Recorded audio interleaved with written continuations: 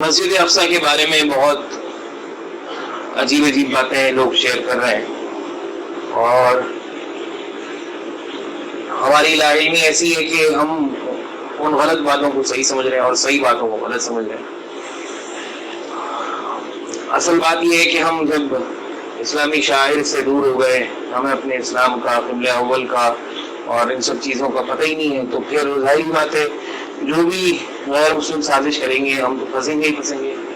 ہمارا یہ حال ہے تو ہم سوچیں کہ آج کل کی جو نئی نسل ہے اس کا کیا حال ہوگا۔ بہت ساروں کو تو یہ بھی نہیں پتا کہ مسجد اقصی کی حیثیت کیا ہے، یا مسجد اقصی کی بھی کوئی حیثیت ہے اسلام میں۔ اب یہ جو مسئلہ ہوا ہے اس میں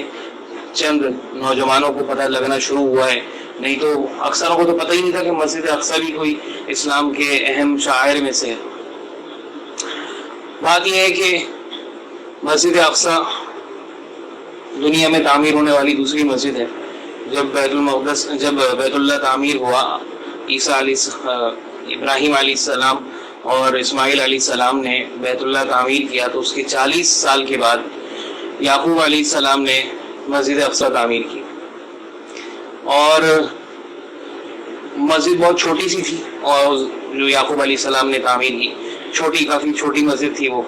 پھر سلیمان علیہ السلام نے اس مسجد کی توسیع کروائی۔ پھر عمر رضی اللہ عنہ نے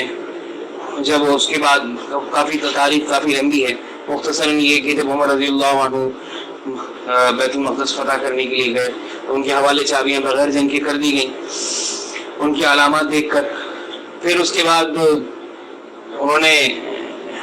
جو مسجد کی جگہ تلاش کی، اور جو جہاں مسجد پرانی تھی اصلی مسجد وہاں وہ مسجد تھی، وہ جو وہاں دوبارہ تعمیر کروائی۔ اچھا، اس کے بعد پھر مروان نے ایک قبۃ الصخرہ، دوم افروک جسے کہتے ہیں، وہ بنایا، جس کی تصویریں آج کل پیلے رنگ کا گنبد جو ہے وہ آج کل بہت واضح ہیں، نظر آتی ہیں، دکھاتے ہیں۔ وہ قبۃ الصخرہ مروان نے اپنے زمانے میں بنوانا شروع کیا، اور پھر اس کے بیٹے نے ولید کے دور میں وہ تعمیر مکمل ہوئی۔ دراصل مسجد اقصی پورے احاطے کو کہا جاتا ہے، اس کے اندر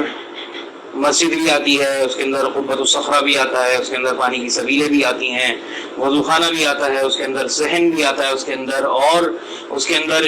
آپ صلی اللہ علیہ وسلم جو جگہ جہاں براق باندھی گئی تھی وہ بھی آتی ہے، اور وہ سب چیزیں جو ہے وہ اس کے اندر شامل ہوتی ہیں۔ اس کی مثال بالکل ایسی ہے کہ ایک مسجد ہوتی ہے جہاں نماز ادا کی جاتی ہے، اور ایک اس کا احاطہ ہوتا ہے، اور جس کے اندر جو پہلے تو مسجد ہوتی ہے جہاں نماز ادا کی جاتی ہے، اور معتکفین کے لیے وہ خاص ہوتی ہے کہ معتکف وہاں سے باہر نہیں نکل سکتا بلا عذر شرعی کے یا بلا ضرورت کے۔